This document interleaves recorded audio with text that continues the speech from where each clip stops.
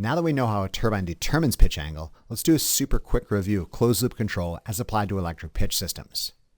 Automated industrial systems rely on closed-loop control to ensure the output of a system meets expectations. There are numerous terms associated with closed-loop control systems that differ from industry to industry, and I found it easier to refer to them as what you got and what you want. The key feature of a closed-loop control system is continuously comparing what you've got with what you want. Notice the diagram shows a sensor measuring the output of the system, i.e. what you got, and this value is fed back to something known as a comparator, which the name implies compares the measured value of what you got with what you want. If what you got is equal to what you want, don't mess with it. If what you got is less than what you want, go get more. Finally, if what you got is more than what you want, get rid of some. As we discussed earlier, the primary goal of the blade pitch system is to regulate the output of the generator. This begs the question, what output property should the closed-loop control system monitor and control? Blade angle, generator speed, or generator power? If you think about it, these are all interrelated properties. In the interest of keeping this lecture introductory in nature and expeditious in length, I'm going to forego all this fascinating complication and simplify this decision-making as a computational block that simply issues the desired blade angle given a wind speed, rotational speed, and power output of the generator. This isn't really how it's officially done, but good enough for the purposes of this lecture. A more holistic representation of a larger generator control system might look something like this, where the pitch control subsystem we're looking at today is this tiny, tiny little block down here, and the rest of this gitchy-mitchy is all the stuff that needs to be taken into consideration to generate a desired blade pitch, among other properties. Before we close out this lecture, we'll briefly discuss other aspects of generator control besides blade angle. For now, we can make use of this simplification, examine closed-loop control of the blade position only, without a lot of unnecessary nonsense. The basic primary hardware configuration for an electric pitch system consists of a motor, DC or AC, that pitches a blade such that when it's held at 90 degrees, transmits no lift force to the hub, and when held at 0 degrees, transmits maximum lift force to the hub. Consider a 2.5 megawatt wind turbine operated at the rated condition of 12 meters per second with the blades being held at 5 degrees. With this particular blade angle and wind speed, let's say the generator turns at 1854 RPM and produces the rated output at 2.5 megawatts. The pitch angle computational block considers these inputs and generates an appropriate pitch angle of 5 degrees. By comparing what we've got, 5 degrees, to what we want, also 5 degrees, the comparator generates a third signal, error.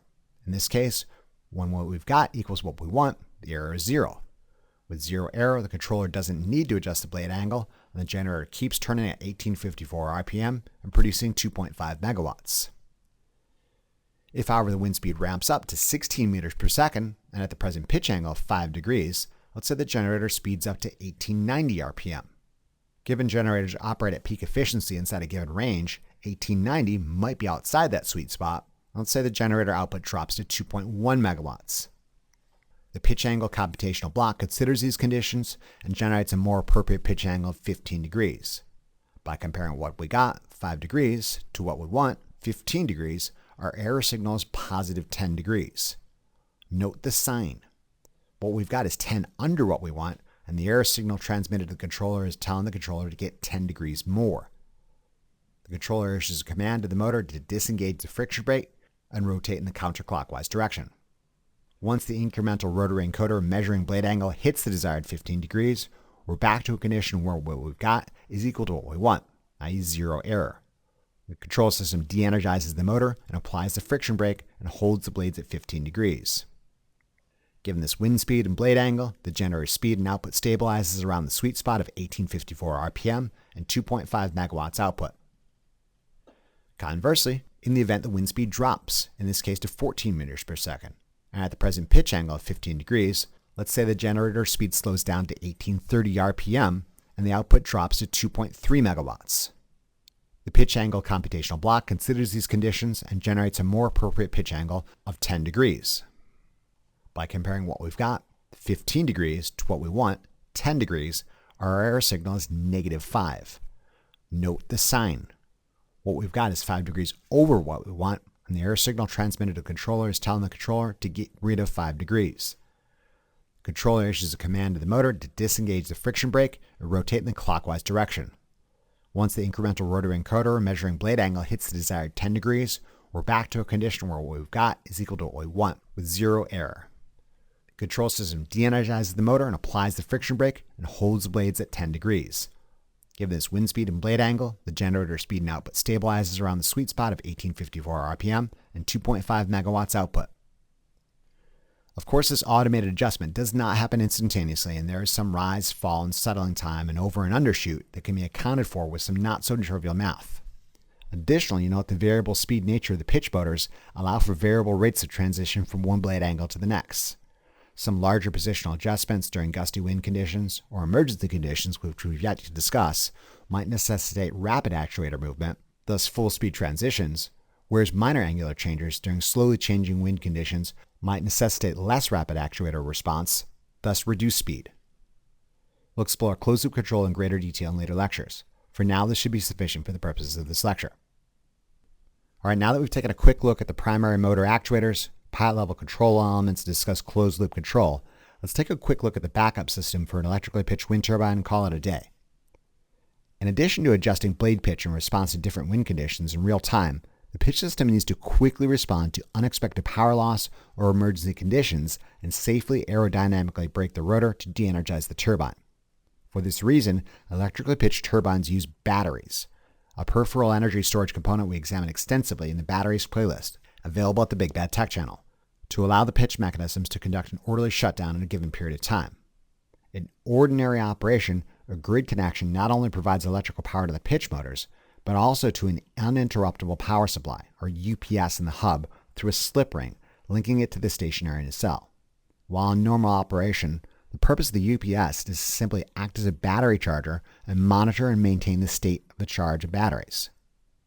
If, however, the grid connection is lost or the slip ring fails, the UPS immediately transfers the pitch system over to the battery backup, allowing the pitch system to use the batteries to feather the blades and the orderly shutdown of the turbine. In contrast to the sophisticated management of blade angle during normal operation, while conducting an emergency aerodynamic braking action, a pitch controller typically energizes a pitch motor in the direction that feathers the blades to 90 degrees at full speed until it slams into the limit switch indicating 90 degrees, this being the simplest, fastest, and most reliable method to decelerate the rotor.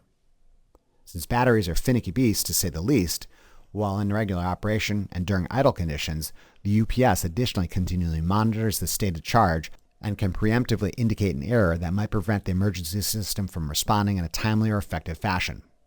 Ordinarily, a turbine will not enter production mode without a responsive safety pitch system, and a technician can be dispatched to inspect or repair the pitch system. Often this involves a technician inspecting suspect batteries and swapping out old batteries that failed the inspection for new ones. All right, we are just about to wrap up this lecture, but before we do, I want to briefly discuss two more subjects, specifically the benefits and drawbacks of hydraulic and electric pitch systems and other aspects of generator control. As you're no doubt aware, hydraulic pitch systems make use of double-acting cylinders and valves to change the blade angle, whereas electric pitch systems make use of motors and gearboxes.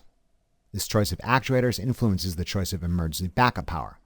Hydraulic pitch systems make use of accumulators, whereas electric pitch systems make use of batteries and a UPS. Despite the differences in construction, when you get down to it, they both do the same thing. Notably, respond to wind conditions, holding the blades at an appropriate angle to ensure efficient generator operation, and in emergency conditions, spill wind to aerodynamically brake the rotor and decelerate it.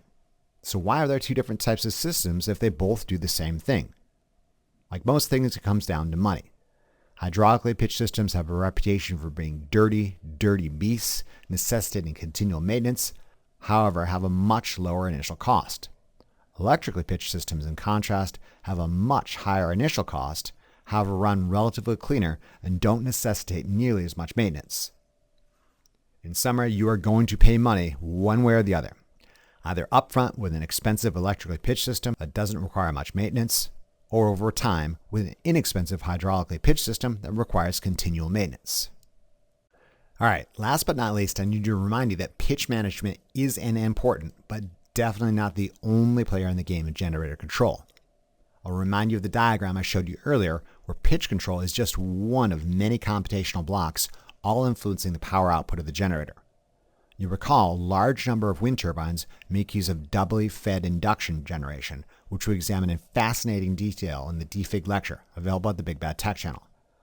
These types of variable speed generators have three modes of operation. Hyposynchronous operation is defined as below the synchronous speed, where the rotor electromagnet is excited with AC in the same direction. Synchronous operation occurs at synchronous speed, where the rotor electromagnet is excited with DC. Finally, hypersynchronous operation occurs above the synchronous speed, where the rotor electromagnet is excited with AC in the opposite direction.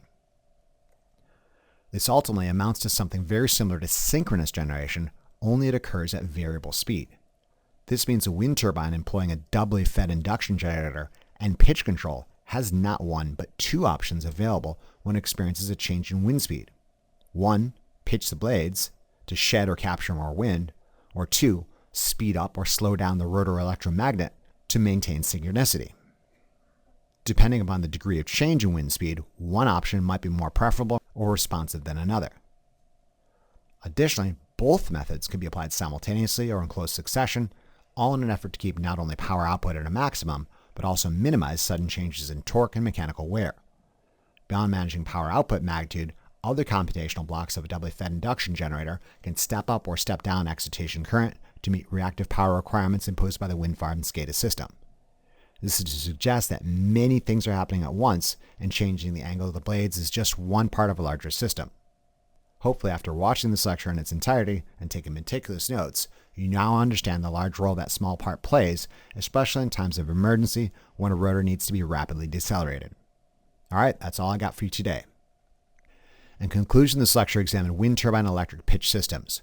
We took a look at the components typically found in an electrically pitched turbine, including DC and AC motors, gearboxes, friction brakes, limit switches, incremental rotor encoders, uninterruptible power systems or UPSs, and batteries, and discussed how closed-loop control is used to manage blade angle during normal operation, and how an electrically pitched turbine responds to emergency conditions to rapidly aerodynamically brake a moving rotor. Remember to review these concepts as often as you need to really drive it home. Imagine how well lab will go if you know what you're doing. Thank you very much for your attention and interest, and we'll see you again during the next lecture of our series. Remember to tell your lazy lab partner about this resource. Be sure to check out the Big Bad Tech channel for additional resources and updates.